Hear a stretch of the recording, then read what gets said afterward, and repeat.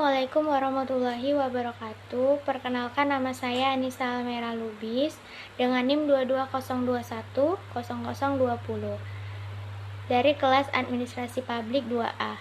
Di sini saya akan mempresentasikan tugas ujian akhir semester saya yang diberikan oleh Ibu Risna Dewi, SSOS MSP.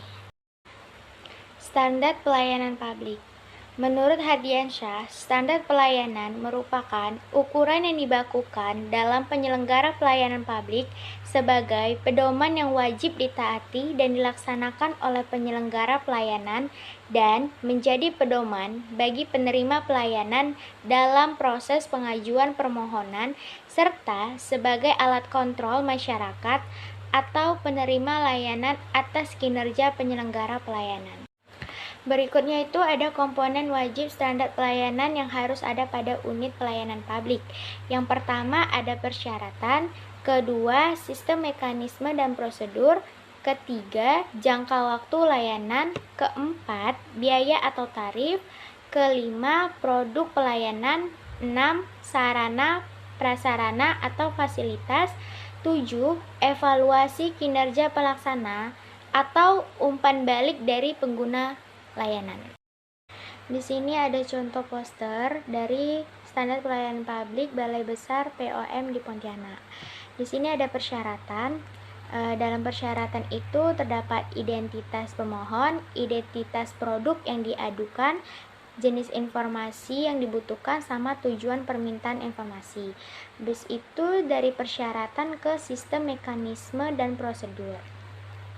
Di sini tuh terdapat pemohon mengajukan pengaduan atau permintaan informasi. Kedua, petugas menerima pengaduan. Ketiga, petugas melakukan klarifikasi data. Keempat, petugas merumuskan jawaban atau informasi. Kelima, petugas memberikan hasilnya. Habis itu, keenam, pemohon memperoleh informasinya. Berikutnya ada jangka waktu. Di sini tuh ada informasi tersedia atau 1 HK jika melalui surat. Habis itu yang kedua, memperlakukan rujukan untuk 10 HK dapat diperpanjang hingga 7 HK dengan pemberitahuan. Habis setelah dari jangka waktu ada biaya tarif di sini. Atau tidak dipungut biaya, berarti gratis. Habis itu ada produk layanan, informasi dan tindak lanjut pengaduan. Setelah itu ada penanganan pengaduan atau saran dan masukan. Setiap perusahaan itu pasti membuat pengaduan, saran atau masukan.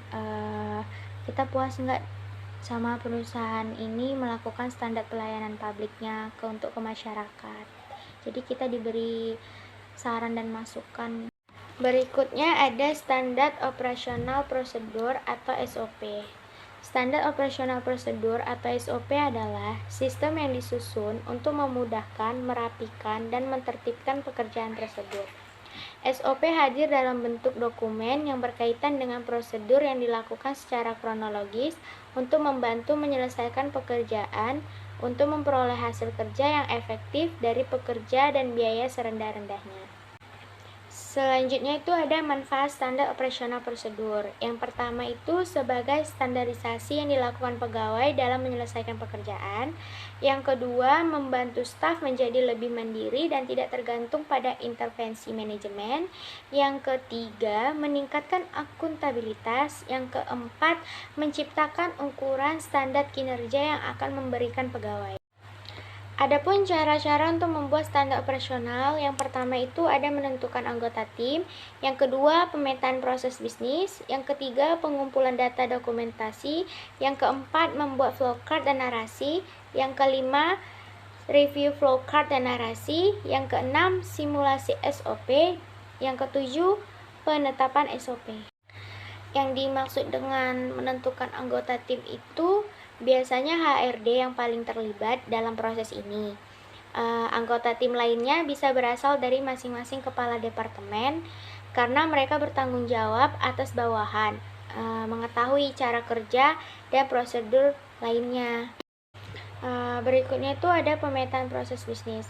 Itulah tadi setelah menentukan anggota tim, barulah kita mempelajari keseluruhan proses yang berlangsung dalam perusahaan. Misalnya, apa saja yang terjadi dari sejak penjualan hingga menjadi pembelian dan pengiriman produk atau jasa ke pelanggan. Selanjutnya ada pengumpulan data dokumentasi. Setelah mendapatkan gambaran besar hingga mikro dari proses yang terjadi dalam perusahaan, semua data dan dokumen dicatat dengan detail melalui dari dokumen yang digunakan kayak akunting, penjualan, retur, dan invoice. Habis itu selanjutnya itu ada buat flowchart dan narasi. Data yang telah terkumpul divisualisasikan dengan flowchart sehingga memudahkan untuk melihat hubungan antara proses atau departemen. Yang selanjutnya itu ada review flowchart dan narasi. Setelah flowchart dan narasi yang sudah selesai diperiksa ulang dengan cara membagikannya ke masing-masing departemen untuk diperiksa lagi. Berikutnya ada simulasi SOP. Setelah proses perbaikan telah selesai dilakukan, saatnya untuk diuji coba. Habis itu yang terakhir ada penetapan SOP yang tadi. Setelah melewati tahap simulasi berkali-kali, SOP siap untuk ditetapkan menjadi proses dalam operasional perusahaan. Yang terakhir ada standar pelayanan minimal atau SPM, merupakan ketentuan mengenai jenis pelayanan dasar dan mutu pelayanan dasar yang berhak diperoleh setiap warga negara secara minimal untuk memberikan pelayanan publik secara maksimal kepada masyarakat yang berorientasi terhadap terwujudnya pelayanan publik yang prima. Adapun jenis-jenis SPM yaitu ada SPM kesehatan, SPM pendidikan, SPM ketentraman, ketertiban umum, dan perlindungan masyarakat, terus SPM sosial, SPM perumahan rakyat, sama SPM pekerjaan umum. Di sini saya akan memberikan satu contoh kasus yang melibatkan standar pelayanan publik. Kasus tersebut tentang pelayanan perizinan usaha restoran di suatu kota. Jadi terdapat seorang pengusaha yang mendirikan sebuah restoran. Namun proses perizinannya tersebut terkendala karena adanya ketidakjelasan dalam standar pelayanan publik yang diberlakukan oleh instansi tersebut. Pengusaha tersebut telah mengajukan permohonan sesuai persyaratan, tetapi proses perizinannya seharusnya berlangsung selama 1 bulan. Ternyata telah berjalan selama 3 bulan tanpa kejelasan. Nah, dalam kasus ini terdapat beberapa pelanggaran terhadap standar pelayanan publik. Di antaranya itu yang pertama, ketidakjelasan waktu proses. Yang kedua, ketidakjelasan persyaratan. Yang ketiga, kurangnya komunikasi dan koordinasi.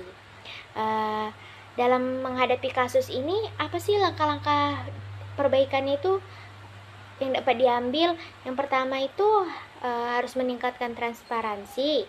Yang kedua, meningkatkan koordinasi dan komunikasi. Yang ketiga, menyediakan sarana pengaduan. Jadi itulah contoh kasus yang melibatkan standar pelayanan publik.